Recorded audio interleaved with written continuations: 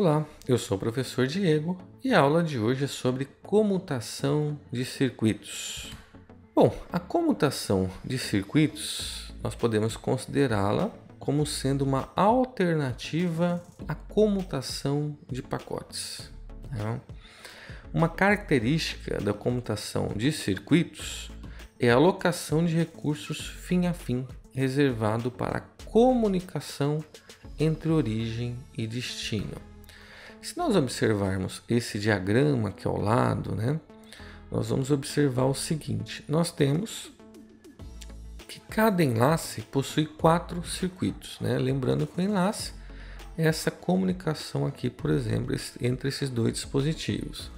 Então, se nós observarmos aqui, cada espaço em branco entre essas linhas aqui, nós chamamos de um circuito. Então, essa estação aqui de trabalho, esse host, ele está se comunicando com esse outro host aqui, utilizando o quê? Então, chega o sinal, o enlace dele até o dispositivo de comutação. Nesse momento, essa é alocado para a comunicação entre esse dispositivo de comutação A até B, é alocado o quê? O segundo circuito no enlace AB. Então aqui nós temos o primeiro circuito e logo abaixo nós temos o segundo circuito. Então nesse momento ele é alocado para essa comunicação. Esse outro comutador de circuito ele vai fazer o seguinte: ele vai alocar o quê? O primeiro circuito no enlace BC. Então nesse momento nós temos um enlace dedicado somente para a comunicação entre este host e esse outro host. Nesse caso, nós temos o que? Recursos dedicados, sem compartilhamento. Então, esse circuito ele garante o que? Desempenho. Então, aquele problema que nós vimos na comutação de pacote, de se gerar uma fila, e essa fila acontecer a perda de pacote, quando nós falamos de comutação de circuitos, isso não ocorre. Caso esse host quisesse se comunicar com algum host aqui em D, ele teria qual possibilidade? Usar aqui o segundo, terceiro ou quarto circuito, e ao chegar nesse computador ele teria esses 4 disponíveis. Mas ele não poderia utilizar esse primeiro circuito, se a comunicação se desse dessa forma. Caso a comunicação fosse por esse caminho, ele poderia utilizar o primeiro, o terceiro ou o quarto, porque o segundo circuito já está aqui em uso, certo? Então, uma característica marcante da comutação de circuitos é um sistema que você tem o quê? Um recurso dedicado sem compartilhamento. Nesse momento, você garante que a comunicação vai acontecer. Porém, você pode ter um segmento ocioso quando não utilizado pela conexão. Então, nesse momento, A requisitou, esse host ligado em A requisitou essa conexão com esse outro host. Mas, o momento que eles ficam sem trocar dados, esse circuito aqui está ocioso, esse circuito do enlace não está sendo utilizado. Então, caso você já tenha os 4 sendo utilizados e você quer fazer uma nova conexão, isso não vai ser possível, porque você já tem, não tem como você fazer uma fila igual nós temos lá na comutação de pacote. Nesse caso, como não tem fila, simplesmente está ou não disponível. Então, se nós temos aqui 4 circuitos sendo utilizado, pronto, esse enlace aqui já está completo. O enlace completo eu não consigo mais realizar nenhum tipo. Então, independente de estar ou não trocando dados, esse circuito aqui está fechado para essas duas máquinas e não há possibilidade de ser utilizado. Isso pode acontecer tanto utilizando no domínio da frequência, quanto no domínio do tempo, que é o que nós vamos ver agora. Então, quando nós falamos da tecnologia FDM, nós estamos falando de Frequency Division Multiplexing, ou seja, multiplicação por divisão de tempo. Então, se nós observarmos aqui nesse gráfico, nós temos a frequência ao longo do tempo. Então, essas frequências, tanto ópticas quanto eletromagnéticas, né, ela pode o quê? Ser divididas, elas serão divididas em frequência de banda estreita. Então, observe que eu tenho aqui toda uma largura de banda que vai ser dividida em pedacinhos, certo? E esses pedacinhos para que possa aí acontecer a transmissão do dado. Então, cada conexão aloca a sua própria banda, né? Então, pode ser transmitido a uma taxa máxima dessa banda estreita.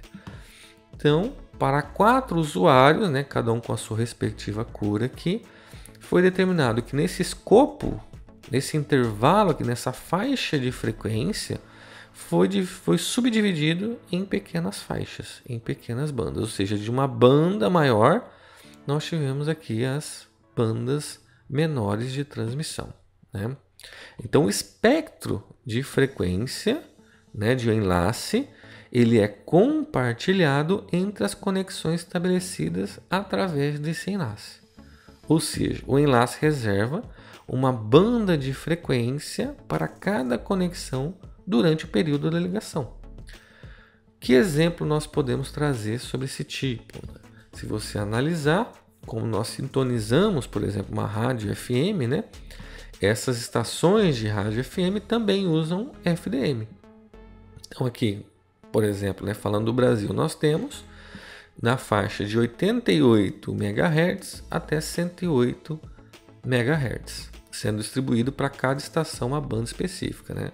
Então, quando nós falamos, conectem na rádio X, a rádio X é 99.8, a rádio Y é 89.7, a rádio Z ela é na frequência de 104.5, né?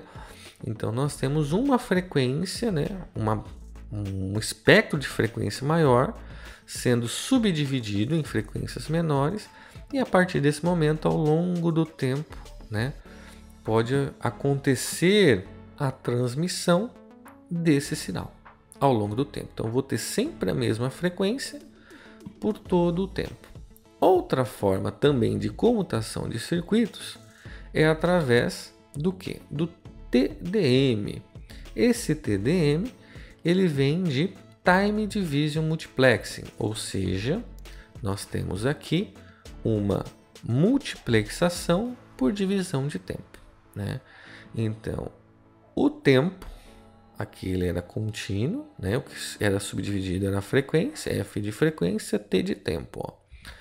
Nesse caso, o tempo ele é dividido em compartimentos, que nós chamamos de slots. Então, no enlace TDM, esse tempo é dividido em quadros de duração fixa, certo? O que seriam esses quadros de duração fixa? Eu posso considerar como sendo um quadro, por exemplo, nós temos aqui 4 usuários. Então, um quadro, ao longo do tempo, ele pega aqui esses 4 slots, do azul até o rosa. Aqui nós temos um quadro. Novo quadro, de novo do azul até o rosa. De novo do azul até o rosa, outro quadro. Então, para cada quadro, nós temos 4 slots, nesse exemplo aqui, certo? Então, cada quadro ele é dividido em um número fixo de compartimentos. Então, observe que cada quadro aqui, nós temos 4 slots. Quando ele estabelece uma conexão por meio de um enlace, a rede dedica à conexão um tempo, né? Dedica à conexão um compartimento de tempo em cada quadro. Então, nesse caso, nós temos a garantia de que periodicamente nós vamos conseguir fazer a transmissão do dado utilizando todo o espectro da frequência. Então, nesse momento, o usuário azul ele vai conseguir utilizar todo o espectro da frequência para enviar seu dado, mas por um tempo limite. Depois, o usuário da cor verde vai ter a vez dele, depois o amarelo, depois o rosa e volta novamente ao usuário aqui da cor azul fazer a transmissão. Nesse caso, como foi dito, ele pode transmitir a uma taxa máxima de banda de frequência, né, ainda mais larga do que nós temos aqui, mas apenas durante o tempo do seu slot. Então, na frequência, nós temos a frequência dividida e um tempo contínuo. No caso da multiplicação por divisão de tempo, nós temos a frequência contínua mais em tempos dividido, né? Ou seja, toda a frequência mais em slots de tempo. Vamos agora tentar resolver um exercício baseado nessas informações.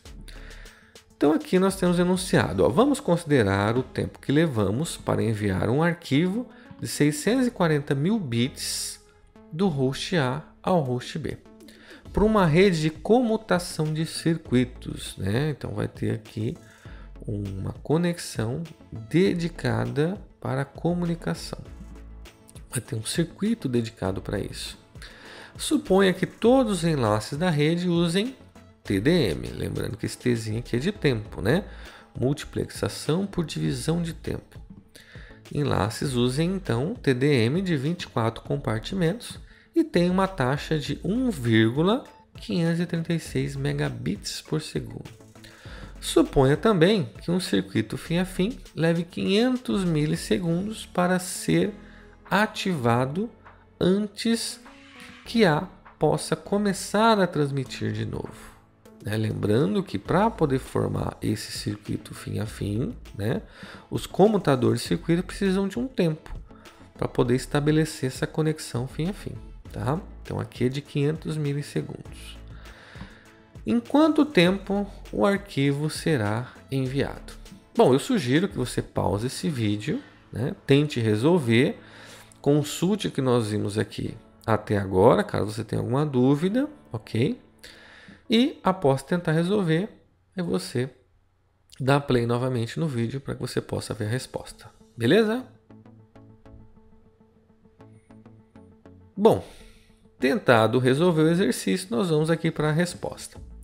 Cada circuito tem uma taxa de transmissão, nós vimos, de 1,536 megabits por segundo. Se é TDM, qual o comportamento desse TDM? É aqui, ó, Eu tenho que dividido, ele tem um espaço no tempo. Aqui o quadro tem 4 slots. No nosso exercício, o quadro tem 24 slots.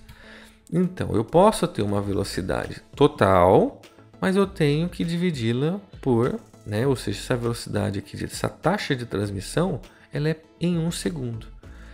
Então, em 1 segundo, eu tenho para 24 slots, certo? 24 compartimentos. Então, se eu divido a taxa de transmissão por 24, eu tenho a velocidade destinada para cada circuito. Então, 1,536 megabits por segundo dividido por 24, eu tenho 64 kilobits por segundo. Lembrando que esse mega aqui é 10 a sexta, que vale 1 milhão, e esse K é 10 a terceira, que vale 1000. Portanto, demorará o quê? O que eu estou fazendo aqui? Lembra daquela fórmula L por R? Tamanho do pacote dividido pela taxa de transmissão. Então, 640 kilobits. Ah, professor, mas aqui está 640 mil, Lembrando que esses 3 zeros aqui foram substituídos por K, de quilo, K, como eu disse, 10 a terceira vale 1000, Então, 640 mil bits dividido pela taxa de transmissão, eu tenho aqui o nosso tempo de transferência, Então, 10 segundos para transmitir o arquivo. Lembrando que, como nós estamos falando de comutação de circuito, nós temos aqui que leva 500 milissegundos. Então, a esses 10 segundos adicionamos o tempo de ativação do circuito. Logo, a resposta, enquanto o tempo o arquivo será enviado, nós temos então que será 10,5 segundos para envio.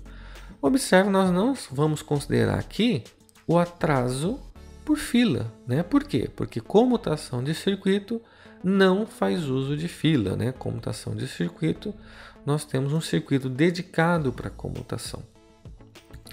Fazendo aí uma comparação entre comutação de pacote e comutação de circuito, nós temos as seguintes observações. Bom, pacotes são ótimos para dados intermitentes, ou seja, eu estou enviando, depois eu paro, aí tem o outro host enviando, aí volta, depois tem dois, aí para todos, né? Então eu tenho aqui meus enlaces sendo compartilhados. Então, quando eu tenho dados intermitentes, a computação de pacote é a melhor solução, né? Às vezes tem dados para enviar, mas outras vezes não, né? Então nós temos compartilhamento de recursos, né? Isso é a grande sacada da comutação de pacote. Essa é a grande diferença da comutação de pacotes. Ele é mais simples, não é necessário estabelecer a conexão, de certa forma nós ganhamos também naquele tempo de ativar circuito, né? Mas também, claro, nós temos as partes que são ruins, né? Nós temos aqui os contras, né? Então, a possibilidade de um congestionamento excessivo, que nesse caso pode ter atraso e até a perda de pacote, né? Caso a saída do roteador não tenha memória suficiente para suportar toda essa armazenagem aqui devido ao congestionamento excessivo, né? Nós temos aqui um buffer overflow, né? Então são necessários aqui protocolos para a transferência confiável dos dados. Eu preciso de confiabilidade, já que eu posso ter perda, eu preciso tratar essa questão. Então se aquele pacote se perder, é necessário que o host de origem torne a enviar novamente aquele item. Então eu preciso de protocolo confiável que solicite ao host que envie novamente, porque aquele se perdeu, né? E também que controle esse congestionamento, né? Como que nós vamos lidar na computação de pacote com congestionamento? Então, também temos protocolos para lidar com isso, né? Temos uma questão: como fornecer conexão tipo circuito utilizando comutação de pacote, né? Nesse caso aqui, qual o sentido da questão? Como que eu tenho essa garantia, né, de que os dados vão chegar ao host destino? Porque o circuito dá isso, né? A computação por circuito, você tem a garantia da transmissão, né? Então isso é complicado. Nós vamos aqui ao longo do curso estudar algumas técnicas que tentam tornar essa troca de pacotes o mais circuito possível, o circuito de ser garantido, né? Então, se eu pudesse fazer algumas analogias para recursos reservados, né, ou seja, a computação de circuito versus a alocação sob demanda. Vamos pensar o seguinte: imagine que você quer levar um amigo, uma amiga para jantar num restaurante. Você sabe que esse restaurante ele é muito concorrido. Então você tem a opção de simplesmente combinar com o seu amigo, com a sua amiga, de vocês irem até lá e, se tiver gente, beleza, a gente espera aqui. Geralmente os restaurantes têm aquele hallzinho lá que você fica aguardando, né, para poder ter acesso a uma mesa lá, para poder se alimentar, né, fazer uso ali do serviço do restaurante. Então você tem ali um momento de espera. Ou você pode dedicar um tempo antes, você vai ligar para o restaurante, ver se ele vai ter disponibilidade em algum certo horário, e chegando naquele horário você vai ter a certeza de que a mesa vai estar lá esperando por vocês. Bom, nesse caso aqui, nós também podemos ter uma reserva e, no caso dessa reserva não concretizar, vocês terem algum imprevisto, não conseguir chegar no restaurante a tempo, e nesse momento, né, aquela mesa vai ficar lá sem uso, né, porque está destinada a vocês. Então passou o seu tempo de reserva, sim, ela vai ser alocada, mas ficou um tempo ali sem poder ser utilizada. E aí, eu chegar até o restaurante e poder aguardar, ou eu ligar para o restaurante antes, reservando uma mesa e chegar e já ter essa mesa? O que é comutação de pacotes, que seria a computação de circuitos? Obviamente, computação de circuito é isso, essa reserva, essa ligação. Então eu tive que dedicar um tempo antes para poder ativar, ou seja, o circuito, né, falando da computação, eu tive que ligar para poder reservar essa mesa. Mas pode ter o caso de eu ter uma mesa ociosa, caso eu não chegue no horário determinado, né? No caso da computação de pacotes, essa é a espera. Eu cheguei no restaurante, eu não liguei, eu vou chegar lá e se tiver que esperar não tem problema, vai chegar a minha vez. Pode demorar um pouco mais, mas também eu posso ganhar. Vai que hoje, né, uma terça-feira, não tenha ninguém, eu vou chegar lá e eu já vou ter uma mesa para mim, então não preciso reservar nada. Então aqui nós temos exemplo de computação de pacotes, né? Fazendo uma analogia do que seria essa reserva e do que seria você chegar lá e encontrar a possibilidade de ter uma fila, né? Aí que você chega lá, até a sala de espera está cheia, então você vai com certeza ir para outro restaurante, né? Então você vai ter que seguir outro caminho, né? Outra rota. Então a computação de pacote também tem essa possibilidade, né? Por exemplo, você está numa academia, né? Tem um aparelho. Imagine que esse aparelho só possa ser usado com reserva, né? Então você está lá olhando para o aparelho está vazio, né? Não tem ninguém usando, mas como é por reserva você não pode utilizar, né? Alguma pessoa reservou e não chegou naquele momento, então você tem essa situação, tá?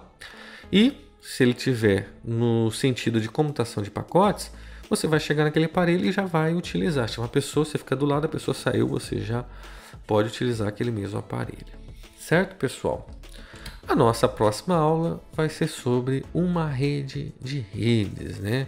Ou seja, a estrutura da internet. É isso que nós vamos ver na próxima aula. Até mais!